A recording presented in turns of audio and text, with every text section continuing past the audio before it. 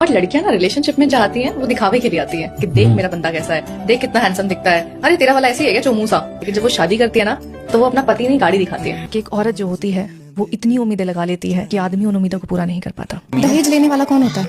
आदमी। दहेज देने वाला कौन होता है? आदमी। लड़की ने तो दिया ही नहीं ना दहेज, लड़की पोजीशन देखती है। देखो, कोई अनपढ़ अंगूठा छाप इंसान ऐसी बातें करे तो समझ में आता है कि इसका दिमाग कितना ही काम करता होगा, लेकिन पढ़े लिखे लोग भी ऐसी बातें कर रहे हैं तो उनका क्या ट्रीटमेंट होना चाहिए। ये कमेंट देखो, दहेज तो तुम्हारा बाप दे रहा है जो कि एक आदमी है, ले भी तुम्हारा पति रहा है वो भी एक आदमी है। क्या कभी लड़कों ने कहा उन्हें लेन देन नहीं करना है? ये मर्दों का मामला है, लड़की कहाँ से बीच में आ गई? तो भाई I would like to answer this, लड़की बीच में आ नहीं गई है, लड़की बीच में ही थी। देखो, अगर लड़की बीच में नहीं होती तो तुम्हें कोई चवन्नी भी नहीं देता, उसे बीच में रखकर ही लड़की का अंधा बाप तुम्हारे साथ सौदा कर रहा है। दूसरी बात, अगर लड़की का बाप दहेज दे रहा है तो देना, दे दहेज, पर अपनी लड़की को दे। Who are you? कौन है तू? कल तक तो तुझे जानते भी नहीं थे ये लोग, आज अपनी जायदाद लाखों कैश दे रहे हैं, अपनी लड़की के लिए ही दे रहे हैं ना। और तू कह रहा है लड़की बीच में कहां से आ गई? एक बात बता, तेरा बाप जायदाद लिखेगा तो बहू के नाम करेगा क्या? नहीं ना, वो अपने बच्चों के नाम ही करेगा।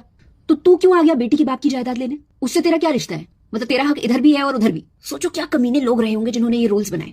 जो लोग बेटी के बाप हैं, गर्ल डैड्स, प्लीज सुनो, दहेज लेने वाला हर भिखारी इसी सोच का होता है, जो शादी से पहले ही तुम्हारी बेटी को कॉर्नर कर दे रहा है। उन्हें अपनी बेटी सौंप रहे हो, बेटा भी दे दो, आधी क्यों पूरी जायदाद दे दो। हर साल दहेज के लिए 6-7 हजार लड़कियों की लाशें मिलती हैं। इतना काफी नहीं है और दहेज देना है? नहीं, आप दो दहेज, पर अपनी बेटी को दो ना। वो अच्छी नहीं लगती आपको? और माँ बाप जरूर दें अपने बच्चों को।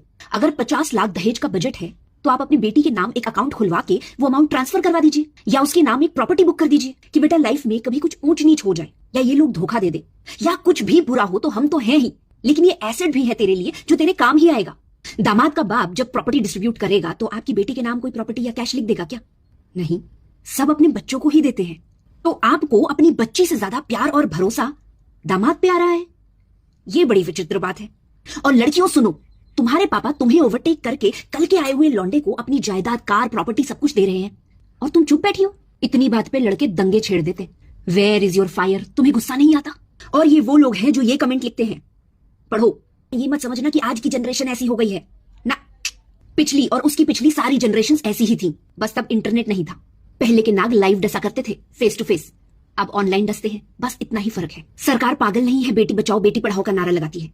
तुम बेटी को बचा तो लेते हो लेकिन उसे पढ़ाना लिखाना काबिल बनाना भूल जाते हो और संभाल के रखते हो अपनी पूरी जायदाद ताकि दहेज दे सको।